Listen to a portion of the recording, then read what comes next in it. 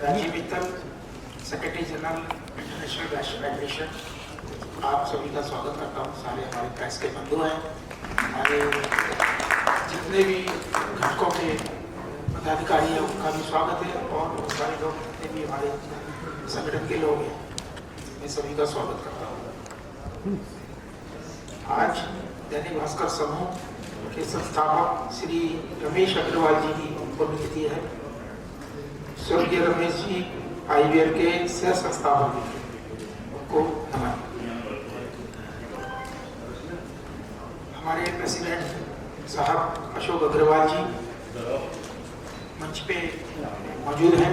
Doctor Anil Agarwal ji, member of parliament advisory IVF मंच पे मौजूद हैं। राजीव मित्तल, मैं myself and Dinesh Chand Gupta ji treasurer, Subhash Gupta ji senior working president and Gopal Das Khandelwal ji working president, सब लोग मंच पर मौजूद हैं। सभी लोग आपका तहे दिल से धन्यवाद करते हैं। मैं अपने प्रेसिडेंट साहब अशोक अग्रवाल जी को आमंत्रित करता हूं कि आपको आज की मीटिंग का जो भी इसके लिए बुलाई गई है उसके बारे में प्रकाश डालें। अशोक अग्रवाल जी। सबको नमस्कार और राम राम। हेलो, थोड़ा सा क्लोज आना पड़ेगा चेयर, ये तो हाँ माइक। सबको नमस्कार। कॉर्डलेस उसकी ऑडियो हल्का इसका है। सबको नमस्कार, राम राम। सर्वप्रथम नए संवत्सर 2021 की आप सबको हार्दिक शुभकामनाएं और बधाई। जैसा राजीव जी ने बताया, हमारे सह संस्थापक आदरणीय रमेश जी अग्रवाल ऑनरेबल चेयरमैन दैनिक भास्कर की आज पुण्यतिथि है। उनको नमन करते हुए, याद करते हुए मैं आगे की कार्रवाई करता हूँ। जिन्होंने रामदास जी अग्रवाल हमारे संस्थापक, TG वेंकटेश साउथ से जो हमारे आर्यवैश्य समाज के लीडर हैं,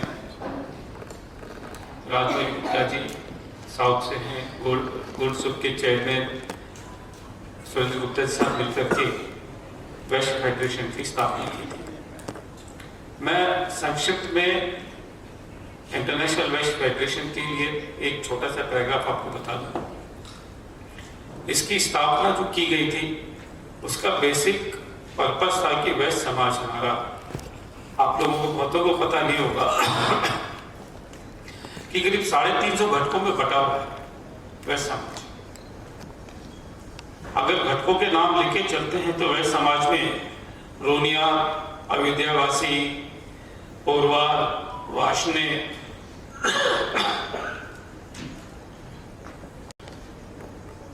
आप महाराष्ट्र में जाते हैं तो वाणी वैश्य समाज आ गया, गोवा में जाते हैं तो शिरोडकर समाज आ गया, उड़ीसा जाते हैं तो पात्र आ गए। ऐसे करके ये पूरा हिंदुस्तान में 350 घटकों के अंदर समाज बट गया।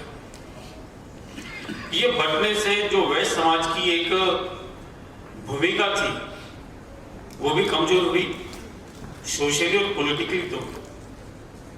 तो इन सब घटकों को एक प्लेटफॉर्म पे वापस से लाने का काम बेड़ा उठाया रामदास जी ने, रमेश जी ने, TG वेंकटेश ने साउथ से, राजमौली गुप्ता ने। इन सबको एक प्लेटफॉर्म पे लेके आए और वापस से वैश्य समाज की एक वॉइस बनाए।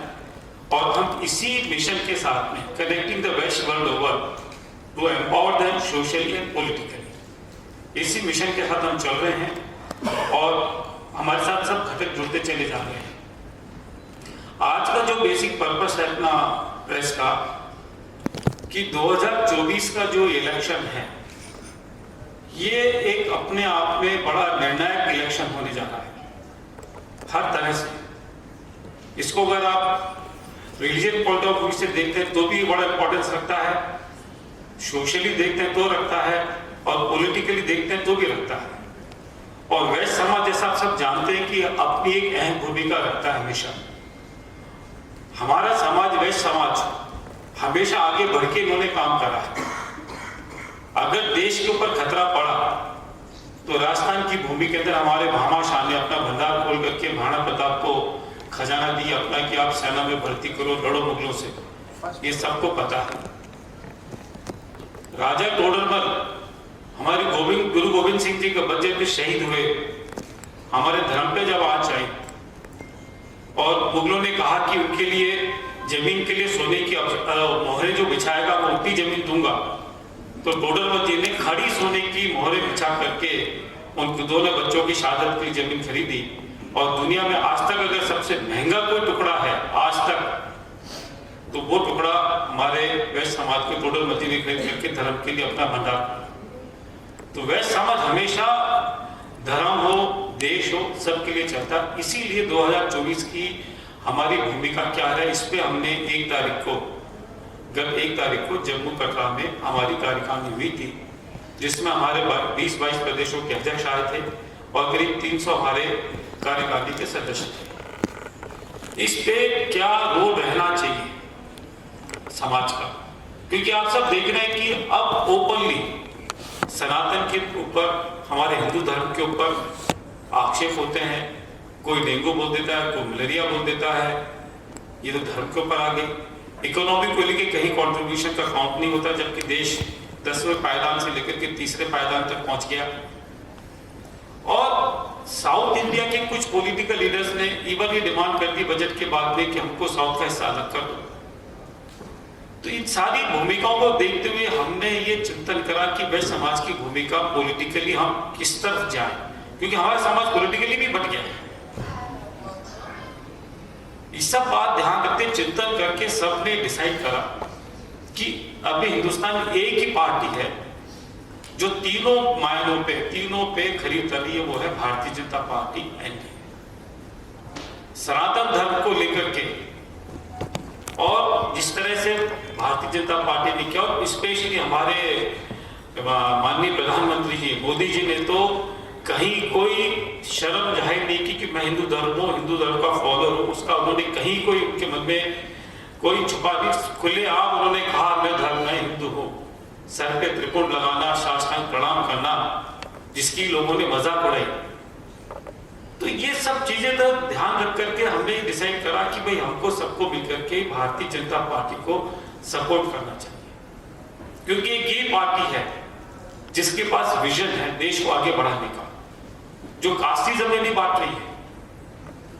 आज पार्टियां बात करती है कि हम कास्ट सेंसस कराएंगे, जिसकी जितने आबादी उतना उसका अधिकार। ये तो कोई देश को आगे बढ़ाने की बात नहीं। इसीलिए हम सबने ये डिसाइड करा कि हम आईवीएफ के सारे, और हमने ये फैसला करा कि हर कॉन्स्टिट्यूंसी में हमारे 26 प्रदेशों में एक्टिवली हमारी संस्था काम कर रही है। 26 प्रदेश अध्यक्षों को निर्देश दे दिए, आप हर लोकसभा कॉन्स्टिट्यूंसी एक हमारा वैश्य आयोग का प्रभारी नियुक्त करिए, लोकल कैंडिडेट से मिलेगा और हमारे सारे घटकों को जोड़ करके बात करके उनके साथ कैंडिडेट साथ मिलकर के देश हित में, राष्ट्र हित में, सनातन के हित में, और हमारे विजन जो है आज एक 2047 पहली बार सुन रहे हैं, 50 साल का विजन, आगे विजन लेके चलना, आगे डेवलप कैसे करना है। ऐसा नहीं कि जो पंचवर्षीय योजना नहीं है ये, this is a vision for 50 years, remarkable. तो ऐसा बातों को रख के हमने प्रभारी नियुक्त कर दी है। यूपी के अंदर 80 की 80 सीटों के प्रभारी नियुक्त हो चुके हैं, राजस्थान के अंदर 25 सीटों पे प्रभारी नियुक्त हो गए हैं, हरियाणा में नियुक्त हो गए हैं, और बाकी प्रदेशों में कल तक, संडे तक सब प्रभारी में नियुक्त होकर के एक्टिवली समाज के लोगों को प्रेरित करेंगे। और दूसरा, हमारे समाज में वोटिंग परसेंटेज कम होती है, उनको प्रेरित करेंगे कि हमारे और दूसरे सब समाज के लोगों को साथ लेकर के, अपने सनातन धर्म के सब लोगों को प्रेरित करके मैक्सिमम पोलिंग, ये हम अपने प्रभारियों को एक असाइनमेंट दे रहे हैं। इसी विषय को लेकर हमने रेजोल्यूशन पास करा, और अब पहली बार आईवीएफ में हमने कोई पॉलिटिकल डिसीजन नहीं लिया। यूजुअली हमारा नॉन पॉलिटिकल ये प्लेटफॉर्म था, पर देश हित में इस बार हमने बहुत बड़ा निर्णय लिया। धन्यवाद। आपके सर कितने मतदाता हैं आपके जो वैश्य हिंदुस्तान में वैश्य समाज की करीब 15 करोड़ से 11% पॉपुलेशन है, पर 11% आप ये देखिए कि अगर गांव का बनिया अकेला है, परिवार में 5 आदमी, पर वो दिन में रोज 20 आदमी को इन्फ्लुएंस करता है। आज हमारे senior working president Subhash ji Gupta है, पंजाबी बाग हॉस्पिटल के प्रधान हैं, इनके पास रोज 200 लोगों के साथ इनका इंटरेक्शन होता है, तो ये भी इन्फ्लुएंस करते हैं आप। तो एरिया ऑफ इन्फ्लुएंस अगर आप हमारे समाज का देखेंगे तो बहुत बढ़ जाएगा, it will more than 30%। Sir, जो यंग जनरेशन है उनको कैसे अट्रैक्ट कर रहे हैं सनातन की तरफ या इस तरफ आया जाए? Thank you. देखिए, यंग जनरेशन जो है वो समाज में कैसे विकास हो, समाज कैसे आगे बढ़े, देश कैसे आगे बढ़े, उसके बारे में उसका एक मेन चिंतन रहता है, विजन रहता है।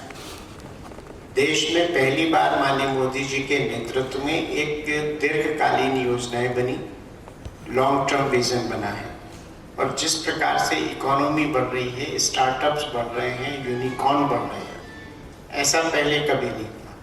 तो देश का जो युवा है वो इन सब बातों को देख रहा है कि इंफ्रास्ट्रक्चर बढ़ रहा है, मेडिकल कॉलेज बढ़ रहे हैं, एयरपोर्ट्स बढ़ रहे हैं, ट्रेन्स बढ़ रही हैं, ट्रेन की स्पीड बढ़ रही है।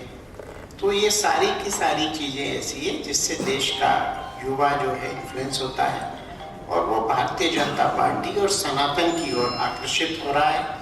और मुझे पूरा यकीन है कि जिस प्रकार युवा अपना प्रतिभाग कर रहे हैं, मैं तो पूरे देश में घूमता हूँ और अभी भी निरंतर हम लोगों का कहीं ना कहीं आना जाना रहता है, तो युवाओं में बहुत जोश है। और माननीय प्रधानमंत्री जिस तरह से देश के जैसे यूट्यूब इन्फ्लुएंसर को उन्होंने अपने यहाँ बुलाया, कलाकारों को बुलाया, कल ऑनलाइन गेमिंग के जो इस तरह का कभी नहीं हुआ। तो वो इस देश के युवाओं के साथ इंटरेक्ट करते हैं, उनसे अपने आप को एसोसिएट करते हैं, तो निश्चित रूप से ये सारी चीज़ें ऐसी हैं जो देश को आगे बढ़ाने में मदद करेगी। जहाँ एक और उन्होंने ऑनलाइन गेमिंग वालों से बात की, उनको प्रोत्साहित किया, उन्होंने ये भी पूछा कि ऑनलाइन गेमिंग में और जो जुआ है उसमें कैसे आप, गैम्बलिंग में कैसे आप डिफ्रेंशिएट करोगे, तो वो भी उन्होंने बात की। मतलब उन्होंने जहाँ एक तरफ मनोरंजन की तरफ ध्यान दिया, एक तरफ देश में कैसे कानून व्यवस्था, कैसे कानून बेहतर हो सकते हैं, उस पर भी उन्होंने बात की। उसके लिए भी उन्होंने एक अपना फीडबैक लिया ताकि आने वाले भविष्य में उनके हिसाब से एक बेहतर कानून बनाया जा सके। सर, अग्रवाल समाज को जगह देखा गया, अलग-अलग पार्टियों में जुड़े हुए कुछ लोग की चल रही है, उनको किस तरह से आप देखें? नहीं, देखिए, मैं यही आपको बताना चाहता हूँ, जैसे हमारे माननीय अध्यक्ष जी ने बताया, अभी तक इंटरनेशनल वैश्य फेडरेशन या समाज के जितने भी घटक थे वो कभी राजनीतिक गतिविधियों में लिप्त नहीं थे। जहाँ तक ये प्रश्न है कि अग्रवाल समाज नाराज है, ऐसा नहीं है। कुछ दिक्कतें हैं समाज की, उसको हम लोग अपने प्लेटफॉर्म से एज मेंबर पार्लियामेंट हम सरकार तक ले जा रहे हैं, उनको सॉल्व कर रहे हैं। लेकिन कोई दूसरे तरफ है ऐसा नहीं है, क्योंकि हिंदू समाज में जो सबसे ज़्यादा अगर समाज की सेवा की है तो वो वैसे समाज ने की। अगर आप पुराने समय में भी देखें, जितने धर्मशालाएं थी, जितने मंदिर थे, जितने प्याऊ थे, जितने चैरिटेबल हॉस्पिटल थे, अधिकांश वैसे समाज के द्वारा किए गए। तो हमेशा से उनका समाज के प्रति समर्पण का भाव रहा है, और उनकी हमेशा से ये रहा है कि कैसे सनातन आगे बढ़े। अभी जैसे अशोक जी ने बताया, बहुत अच्छी बात, कि किस प्रकार से महाराजा टोडरमल ने गुरु के बच्चों को बचाने के लिए काम किया। भामा शाह ने जब अकबर और राणा प्रताप के युद्ध में राणा प्रताप बिल्कुल एक तरह से डिसअपॉइंट हो गए, निराश हो गए, तो भामा शाह ने अपनी थैलियाँ खोली और फिर दोबारा लड़ाई लड़ी गई। तो ये सारी की सारी चीज़ें ऐसी हैं जो वैश्य समाज को, सनातन को आगे बढ़ाने के लिए काम करती है।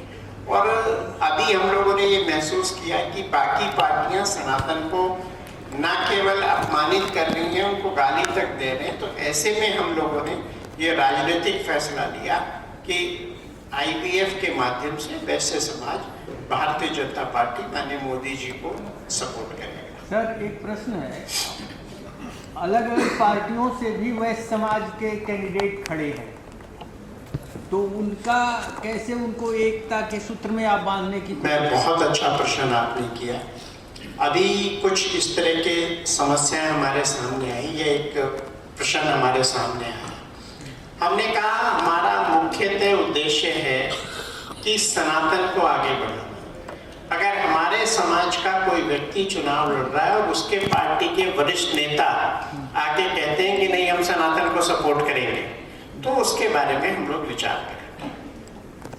अभी सर आप लोगों ने आपकी वार्षिक सभा कटरा में हुई थी, तो आप लोगों का क्या उद्देश्य था? इसी चुनाव के संबंध में वहाँ बैठक थी? देखिए, मुख्यतः हम लोगों की बैठकें होती रहती हैं और वैश्य समाज एक ऐसा समाज है कि जो बहुत ही समय के साथ चलता है और समाज के लिए हमेशा करने की कोशिश रहती है। आज ये सबसे ज़्यादा आवश्यक है कि सनातन आगे बढ़े, हिंदू धर्म आगे बढ़े। और जिस प्रकार से लोगों ने हिंदू धर्म को अपमानित करने में गौरवान्वित महसूस करना शुरू कर दिया है, तो ये हमारे लिए एक बहुत बड़ा यक्ष प्रश्न था कि किस प्रकार से अपनी संस्कृति को, अपने धर्म को बचाया जाए। और उसी वजह से ये फिर एक पॉलिटिकल डिसीजन। अब से पहले कभी भी हम लोग इस प्रकार से किसी भी राजनीतिक दल को सपोर्ट नहीं करते थे, जिसकी जहाँ आस्था थी। लेकिन ये राजनीतिक दल को सपोर्ट करने का विषय नहीं, ये सनातन धर्म को बचाने का विषय है, उसके सम्मान का विषय है। अगर कोई उम्मीदवार कहीं वैश्य समाज का खड़ा होगा और उसके सामने गैर वैश्य खड़ा होगा, गैर भाजपा, तब क्या? नहीं, हमने कहा हमारा मुख्य उद्देश्य ये है कि जो सनातन की रक्षा के लिए आगे आएगा हम उसे। देखिए, वैश्य समाज में सनातन को लेकर के आप अगर हमने कहीं धर्मशाला बनाई है, हमने हॉस्पिटल बनाया है, तो सब जन के लिए बना है। अगर ऐसा नहीं कि मुस्लिम यूनिवर्सिटी बना दिया, क्रिश्चियन कॉलेज बन गया, तो क्रिश्चियंस को प्रायोरिटी दे दी। नहीं, मेरा सवाल यही था कि कहीं आईवीएफ भाजपा समर्थित लोगों का ही तो संगठन नहीं ऐसा बिल्कुल। सर, अरविंद केजरीवाल हमारे उपला श्रीनिवास तेलंगाना के जो प्रेसिडेंट है, वो उसमें बीआरएस में है, चेयरमैन थे वहां पर। ये नॉन पॉलिटिकल प्लेटफॉर्म पर पहली बार पॉलिटिकल डिसीजन लिया हमने देश हित में और सनातन हित। सर, केजरीवाल गोविंद गोयल जी हमारे कांग्रेस के ट्रेजरर मध्य प्रदेश। क्या कर रहे हो तुम यार? कांग्रेस के गोविंद गोयल इधर उधर क्यों आ जा रहे हो यार? सर, केजरीवाल भी जो है कि वो भी आपके ही समाज के हैं, तो अगर उन्होंने जनता के लिए फ्री, जैसे आपने बोला बिजली फ्री ये जो है देना जो, तो क्या लगता है कि आपको ये ठीक नहीं करा उन्होंने? अब वो खुद देखिए, ऐसा है, मैं आपको बताता हूँ, अगर वो भी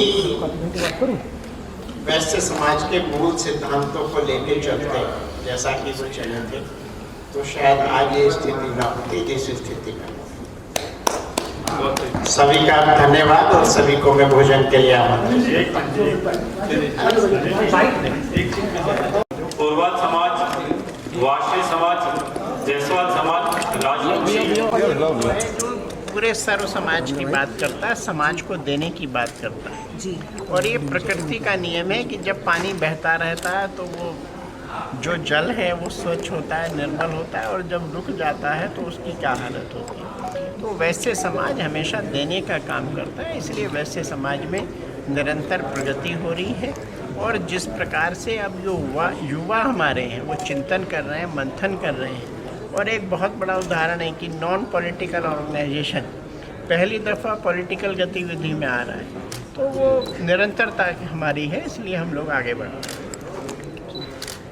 आज जो ये हमारी बैठक हुई कटरा में, उसमें एक पहली दफ़ा निर्णय लिया गया कि हम राजनीतिक रूप से सक्रिय हों और जो सनातन को भारतीय जनता पार्टी सपोर्ट कर रही है उसको सपोर्ट करें। और हमने केवल एक निर्णय नहीं लिया, उस निर्णय के एग्जीक्यूशन के लिए भी काम किया। हमारे माननीय अशोक जी अध्यक्ष हैं, उन्होंने हर लोकसभा वाइज एक प्रभारी नियुक्त किया जो कैंडिडेट से कोऑर्डिनेट कर रहा है। और वहाँ पे हम लोग कोशिश कर रहे हैं कि 100% अपने जो वैश्य समाज के 365 घटक हैं, जिसकी लिस्ट भी हमने प्रेस रिलीज में दी है, उसके हर व्यक्ति का 100% मतदान कराएं।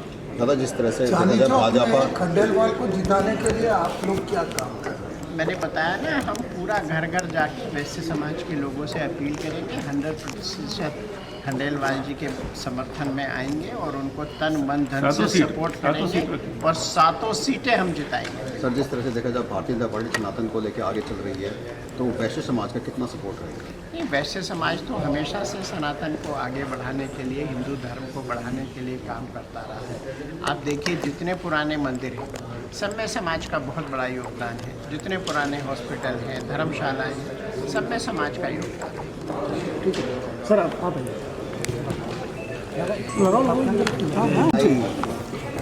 सारे आगे नहीं आईडी ऊपर करो मैडम, धीरे थोड़ा नीचे कर लीजिए। हाँ बिल्कुल मुंह में आ रही है। क्वेश्चन सर, आज ये जो कार्यक्रम आप लोगों ने माइक उठाया था, इसके बारे में बताइए सर। देखिए, आज जो प्रेस मीट रखी है वो एक जानकारी देने के लिए कहा था कि कर रही है कि हमने जो जम्मू कटरा में पहली बार देश हित में, राष्ट्र हित में, इकोनॉमी के हित में, सनातन के हित में जो एक हमने बड़ा मेजर डिसीजन लिया है कि हम ओपनली किसी पॉलिटिकल पार्टी को सपोर्ट करेंगे, उसके लिए एक मीट की और जानकारी दी कि वैश्य समाज हमारा सर्वसम्मति से, इंटरनेशनल वैश्य फेडरेशन के हमारे सदस्य, हमारे घटक के लोग मिलकर के भारतीय जनता पार्टी एनडीए के सपोर्ट में राष्ट्र हित में सनातन को बचाने के लिए काम करेंगे। हमने हर कॉन्स्टिट्यूंसी में एक प्रभारी नियुक्त किया हमारे समाज का, जो कैंडिडेट के साथ मिलकर के उसके एरिया में सबसे कोऑर्डिनेट करके मतदान कराएगा, सबको ला करके, और सबको प्रेरित करेगा कि सनातन और राष्ट्र हित में हम सपोर्ट करें। ये मैसेज हमको सबको भिजवाना है। Thank you. सभी वैश्य फेडरेशन वैश्य समाज की एक ऐसी फेडरेशन है जो सबको साथ लेकर चलती है और हमारे वैश्य समाज में लगभग 365 घटक हैं, जिन घटकों के अधिकांश के आज अध्यक्ष भी इस मीटिंग में आए हैं। अभी कटरा में हम लोगों ने एक कार्यकारिणी की बैठक की थी। ये नॉन पॉलिटिकल ऑर्गेनाइजेशन है, लेकिन जिस प्रकार से सनातन को अपमानित करने का कुछ पॉलिटिकल, कुछ क्या अधिकांश एक भारतीय जनता पार्टी को छोड़ दें तो काम कर रहे हैं, उसके लिए समाज को ये लगा कि हम लोगों को आगे आके जो पार्टी सनातन का, हिंदू धर्म को आगे बढ़ा रही है उसका समर्थन करना चाहिए। और सर्वसम्मति से ये निर्णय हुआ कि भारतीय जनता पार्टी माननीय मोदी जी के नेतृत्व में सनातन को, हिंदू धर्म को आगे बढ़ा रही है, तो उसका समर्थन करते हैं। और अधिकांश देखने में ये आता है कि लोग डिसीजन तो ले लेते हैं, एग्जीक्यूशन नहीं। तो हमारे अध्यक्ष जी श्री अशोक अग्रवाल जी ने उसके एग्जीक्यूशन में बहुत तत्परता दिखाई। हर लोकसभा सीट पर हमने एक अपने समाज का प्रभारी नियुक्त किया, जो बीजेपी एनडीए कैंडिडेट के साथ मिलकर कोऑर्डिनेट करेगा, समाज का 100% वोट डलवाएगा और समाज के लोगों को, वैश्य समाज के लोगों को प्रेरित करेगा कि वो अपने मित्रों का, रिश्तेदारों का और उनके जो इन्फ्लुएंस के वोट हैं उनको बीजेपी के फेवर में।